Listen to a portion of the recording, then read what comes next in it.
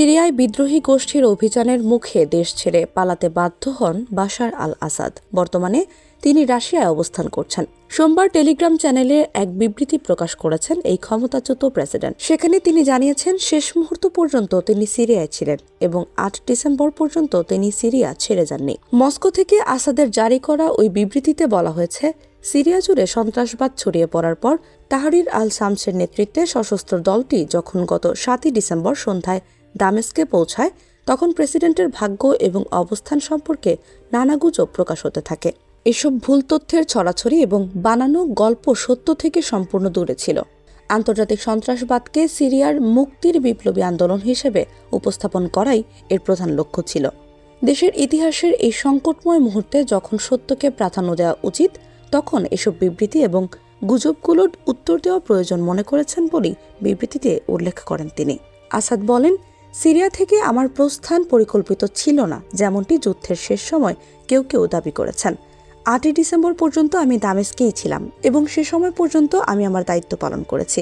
সন্ত্রাসী বাহিনী দামেস্কে অনুপ্রবেশের সঙ্গে সঙ্গে আমাকে লাতাকিয়াতে স্থানান্তর করা হয়, যেন আমাদের রুশ মিত্রদের সঙ্গে সমন্বয় করে যুদ্ধ কার্যক্রম তত্ত্বাবধান করা যায়। সেদিন সকালে হামিমি বিমান ঘাঁটিতে পৌঁছে এটা পরিষ্কার হয়ে গেল যে আমাদের বাহিনী যুদ্ধের সব ফ্রন্ট থেকে নিজেদের পুরোপুরি প্রত্যাহার করে নিয়েছে এবং শেষ সেনা অবস্থানগুলো ভেঙে পড়েছে।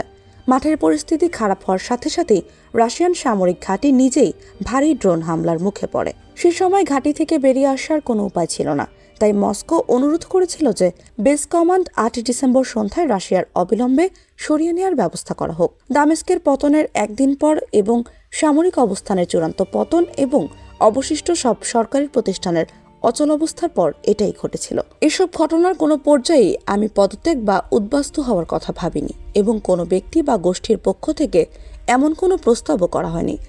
একমাত্র সম্ভাব্য পদক্ষেপ ছিল সন্ত্রাসী আক্রমণের বিরুদ্ধে লড়াই চালিয়ে যাওয়া। আমি জোর দিয়ে বলছি, যে ব্যক্তি যুদ্ধের প্রথম দিন থেকে তার ব্যক্তিগত স্বার্থের জন্য, তার দেশের পরিত্রাণের জন্য দর কষাকষি করতে অস্বীকার করেছে এবং তার জনগণকে অসংখ্য প্রস্তাব এবং প্রলোভনের বিরুদ্ধে ঝুঁকি নিতে অস্বীকার করেছে, এই ব্যক্তি সেই একই ব্যক্তি যিনি সন্ত্রাসীদের থেকে মাত্র কয়েক মিটার দূরে সবচেয়ে বিপজ্জনক ও তীব্র যুদ্ধক্ষেত্রের সামনের সারিতে থাকা সেনা কর্মকর্তা ও সৈন্যদের পাশে দাঁড়িয়েছিলেন।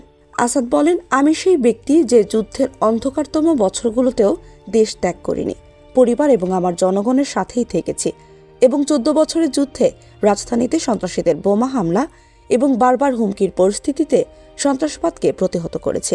যে ব্যক্তি ফিলিস্তিন ও লেবাননের প্রতিরোধকে কখনোই পরিত্যাগ করেনি এবং তার পাশে দাঁড়ানো মিত্রদের সঙ্গে বিশ্বাসঘাতকতা করেনি, সে তার জনগণকে পরিত্যাগ করতে পারে না। আসাদ আরও বলেন, আমি কখনো ব্যক্তিগত লাভের জন্য পথ চাইনি। আমি সর্বদা নিজেকে সিরিয়ার জনগণের বিশ্বাস দ্বারা সমর্থিত একজন ভারতীয় অভিভাবক হিসেবে বিবেচনা করেছি। তিনি বলেন, জনগণের ইচ্ছাশক্তি ও রাষ্ট্রকে রক্ষা করার, প্রতিষ্ঠানগুলোকে রক্ষা করার এবং তাদের পছন্দগুলোকে শেষ পর্যন্ত বহাল রাখার জন্য অটুট প্রত্যয় আমার রয়েছে। রাষ্ট্র যখন সন্ত্রাসবাদের হাতে পড়ে এবং অর্থবহ অবদান রাখার ক্ষমতা হারিয়ে যায়, তখন যে কোনো অবস্থানই উদ্দেশ্যহীন হয়ে পড়ে আর দখলদারিত্বকে অর্থহীন করে তোলে। এটি কোনোভাবেই সিরিয়া ও জনগণের প্রতি আমার গভীর অনুভূতিকে কমিয়ে আনবে না। সিরিয়া আবারও মুক্ত ও স্বাধীন হবে বলেও বিবৃতিতে আশা প্রকাশ করা হয়।